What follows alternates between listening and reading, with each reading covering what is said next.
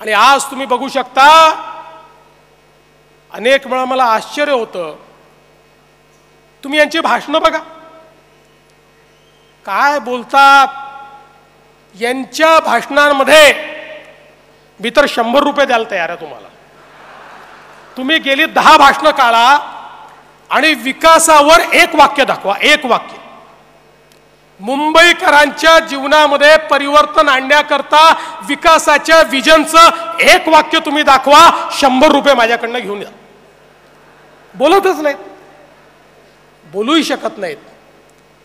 कारण मराठी माणसाचं बोलताना गिरण गावातला मराठी माणूस हद्दपार कोणी केला हा प्रश्न विचारला तर उत्तर नाही आहे. या दक्षिण मुंबईतला मराठी माणूस तो हद्दपार झाला, कुठे वसई विरारच्या पलीकडे गेला, कुठे कर्जतला त्या ठिकाणी गेला, याचा दोषी कोण आहे याचं उत्तर देऊ शकत नाहीत.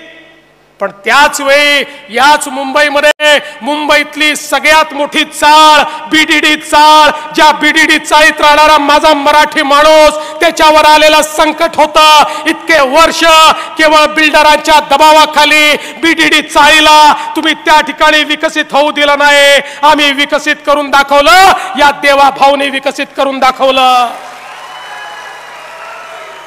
आज बीडीडी चाळीचा जो प्रकल्प आहे, संपूर्ण एशियातला सगळ्यात मोठा अर्बन रिन्युअलचा प्रकल्प आहे. ज्या ठिकाणी माझ्या मराठी माणसाला 120 फुटाची जागा होती, 120 फुटात राहत असलेला माझा मराठी माणूस आज 540 फुटाच्या घरामध्ये त्या ठिकाणी गेला.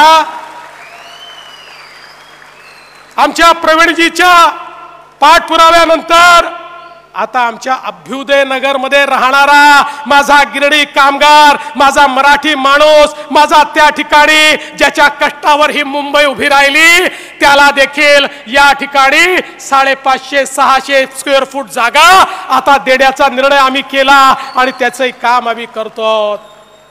या मुंबईतल्या गिरगावामध्ये ज्यावेळी मेट्रोचं काम सुरू होतं, त्यावेळी गिरगावातल्या मेट्रोमुळे अफेक्टेड लोकांना वाटायचं आता पुन्हा एकदा आमच्यावर संकट येणार आणि आम्हाला मुंबईतनं हद्दपार व्हावं लागणार. आम्ही निर्णय केला नाही, त्याला या ठिकाणी गिरगाव मध्येच आम्ही पुनर्वसित करू आणि त्याच्या पुनर्वसनाच्या इमारती त्या गिरगावातच आम्ही बांधल्या.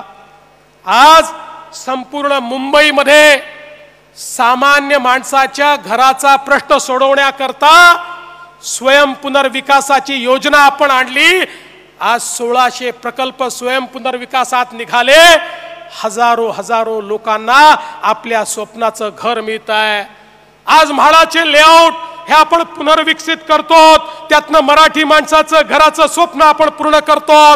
सामान्य मुंबईकराला परवडेल असं घर हे देण्याचा प्रयत्न आपण आज या ठिकाणी करतो. माझा सवाल आहे, यातली एक तरी गोष्ट तुम्ही करू शकलात का याचं उत्तर हे मला विरोधकांनी दिलं पाहिजे. अरे वर्षानुवर्ष सत्ता तुम्ही हातामध्ये ठेवली, या मुंबईची काय अवस्था केली. आज तुम्ही बघा, मुंबई जी आर्थिक राजधानी आहे, ज्या मुंबईमध्ये 2000 सालापर्यंत या मुंबईशी कोणी स्पर्धा करू शकत नव्हतं, कसं 2000 सालानंतर सातत्याने या मुंबईला मागे ठेवण्याचं काम झालं. इन्फ्रास्ट्रक्चर तयार करायचं नाही, परिणाम असा झाला at the cost of Mumbai. या मुंबईच्या जीवावर बंगलोर मोठं झालं, या मुंबईच्या जीवावर हैदराबाद मोठं झालं. आज IT कॅपिटल म्हणून ते त्या ठिकाणी मिरवायला लागले. पण बंधू भगिनींनो, चिंता करू नका. गेल्या 10 वर्षामध्ये मोदीजींच्या नेतृत्वात आम्ही अशा प्रकारचं इन्फ्रास्ट्रक्चर तयार केलं की आता देशाचं स्टार्टअप कॅपिटल बंगलोर नाही, ते मुंबई आणि महाराष्ट्र आम्ही करून दाखवलं. आज देशाचे टेक स्टार्टअप आता मुंबई आणि हैदराबाद मध्ये नाही, आज बंगलोर आणि हैदराबाद मध्ये नाही, तर ते मुंबईमध्ये, पुण्यामध्ये आणि महाराष्ट्रामध्ये आज या ठिकाणी आपल्याला पाहायला मिळतात. आणि पुढचं जे रेव्होल्यूशन आहे, या देशामध्ये येणारं डेटा सेंटरचं आज मला सांगताना आनंद वाटतो। गेल्या 5 वर्षामध्ये या महाराष्ट्रामध्ये आम्ही गेल्या 10 वर्षामध्ये एका दशकामध्ये ज्या काही सुधारणा केल्या, आज भारतामध्ये जेवढी डेटा सेंटरची कॅपॅसिटी तयार झाली त्याची 60% कॅपॅसिटी एकट्या महाराष्ट्राने तयार केलेली आहे। पुढचं जे रेव्होल्यूशन आहे आर्टिफिशियल इंटेलिजन्सचं, क्वांटम कम्प्युटिंगचं, ते रिव्होल्यूशन मध्ये पहिल्या क्रमांकावर माझा महाराष्ट्र असेल। आणि पुन्हा एकदा मुंबईला 30 पोझिशन, त्याचं तेच स्थान परत करण्याचं काम आम्ही या ठिकाणी केलं। आज आपण पाहू शकतो, मगाशी अमित साटम म्हणाली गोष्ट खरी आहे, हे जेवढे प्रकल्प आहेत या एकाही प्रकल्पाची संकल्पना माझी नाही। हे सगळे प्रकल्प 30 वर्ष 40 वर्षापूर्वी संकल्पित झाले, पण दुर्दैवाने ज्यांच्या हाती सत्ता होती त्यांना स्वप्नही बघता येत नव्हते आणि स्वप्न पूर्ण तर करताच येत नव्हते। त्यामुळे यातलं एकही काम ते पूर्ण करू शकले नाहीत।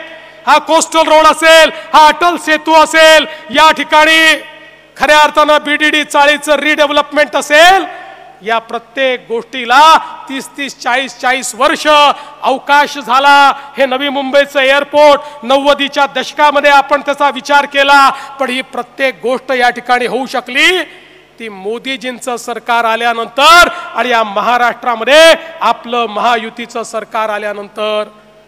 आज आपण बघा